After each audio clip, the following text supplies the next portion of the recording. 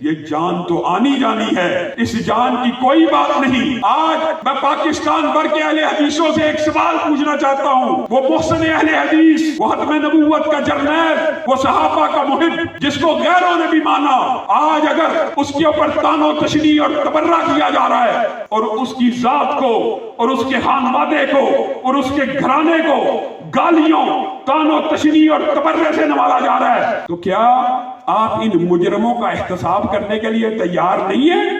علامہ احسان اللہ ظہیر شہید رحمہ اللہ، اللہ تعالیٰ ان کو کروٹ کروٹ جنت نصیب فرمائے۔ کیا وہ اہل حدیثوں کے محسن نہیں ہیں؟ کیا وہ توحید کے دائی نہیں تھے؟ کیا وہ حرمت رسول کے مجاہد نہیں تھے؟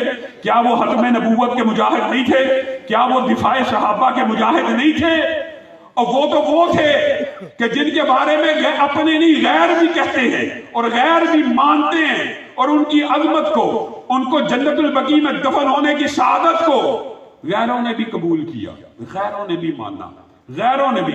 کیا وہ شہید ایسا شہید نہیں ہے جو جنت البقیع میں دفن ہے؟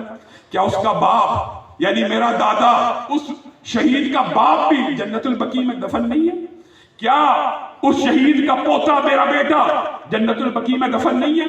یہ رتبے اللہ رب العزت کی طرف سے ملتے ہیں، اور ان رتبوں کو اللہ نے انعام کے طور پر، احسان کے طور کے اوپر اور ابلاغ کے طور کے اوپر غیروں کے لیے بھی وہ ہزار دماغوں کا ایک انسان جانے کہاں کھو گیا ہے، قلم کی عظمت اجڑ گئی ہے، زبان کا زور بیاں گیا ہے، لیکن جس دھج سے کوئی مقتل میں گیا وہ شان سلامت رہتی ہے۔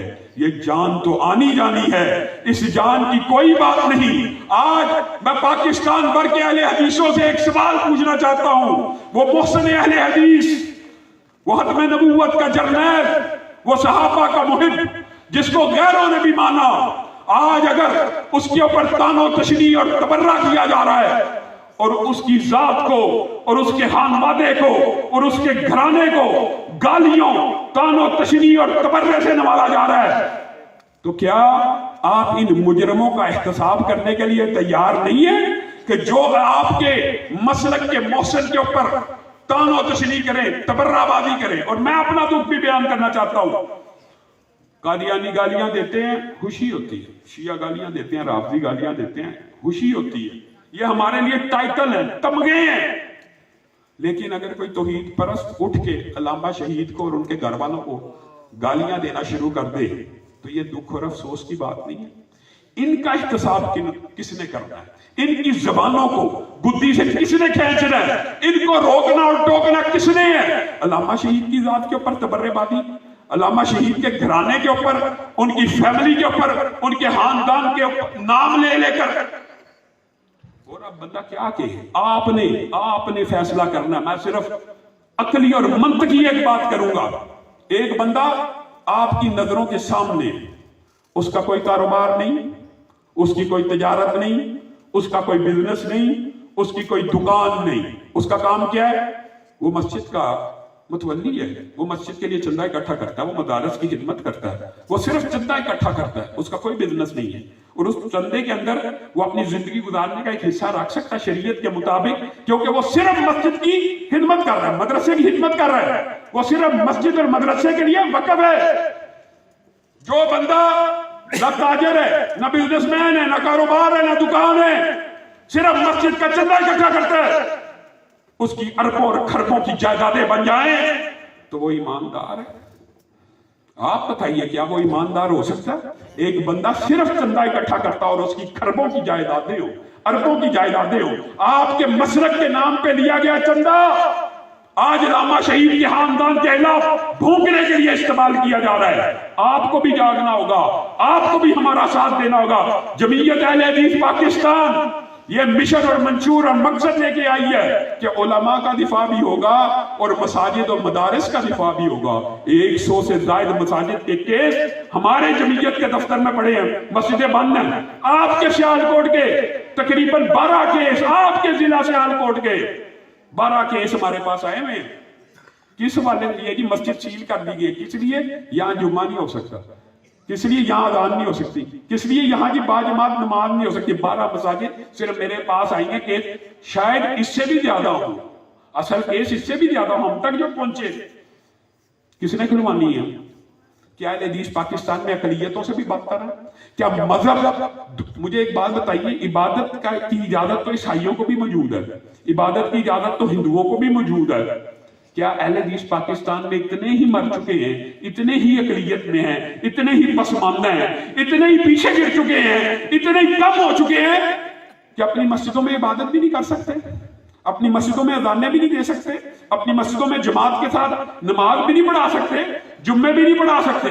तो फिर इस जवाल का, इस बदतरीन जवाल का कौन जिम्मेदार है? आप जागिए, आप अकल और शऊर को लड़ाइए कि 40 बरस बीत चुके। जमात किस बस्ती के अंदर आज हालात ये, हकीकत में अगर आप जायजा लें हजारों मस्जिदों के केस होंगे। आज मैं इधर आया हूं, इधर आने के बाद रास्ते में मुझे पता चला यहां पे मारूफ अहले हदीस खानदानों के ऊपर पर्चे हुए हैं, 4th शेड्यूल के अंदर नाम दिए हुए हैं, जुर्म कोई भी नहीं। किसने निकलवाना है? किसने आपकी जंग लड़नी है? अगर आप ये चाहते हैं कि अहले हदीस सोए रहे, कभी बेदार ना हो, तो आप अपनी अपनी जमातों में लगे रहे।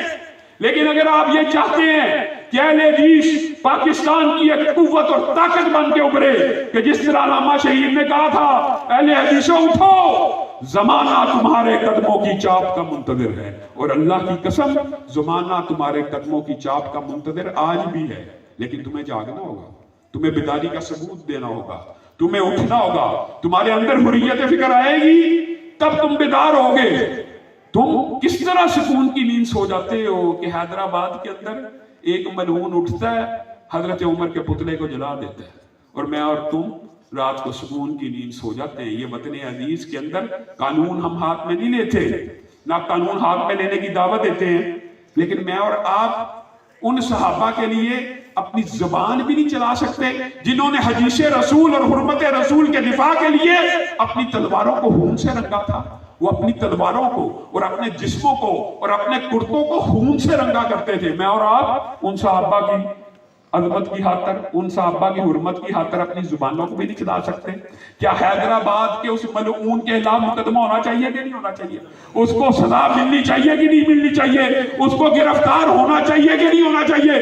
गिलगित बल्तिस्तान के अंदर आए रोज सहाबा की तौहीन हो रही है। किसने मुकदमे दर्ज करवाने हैं? किसने मुकदमे दर्ज करवाने हैं? आप लोगों से वादा लेकर अपनी बात को खत्म करता हूं, आपको मजीद इब्तिला में नहीं डालना चाहता। हाथ उठाकर वादा करें कि जमीयत अहले हदीस पाकिस्तान का दिफाए हक में नबूवत के लिए साथ देने के लिए तैयार है, दिफाए सहाबा के लिए साथ देने के लिए तैयार है। दोनों हाथ बुलंद करके दिफाए सहाबा के लिए साथ देने के लिए तैयार है, इस लूट मार माफिया का इख्तिसाब करने के लिए तैयार है। इंशाअल्लाह फिर टूट गिरेगी जंजीरें और जिंदानों की खैर नहीं। यह दरिया झूम के उठे हैं, तिनकों से न टाले जाएंगे।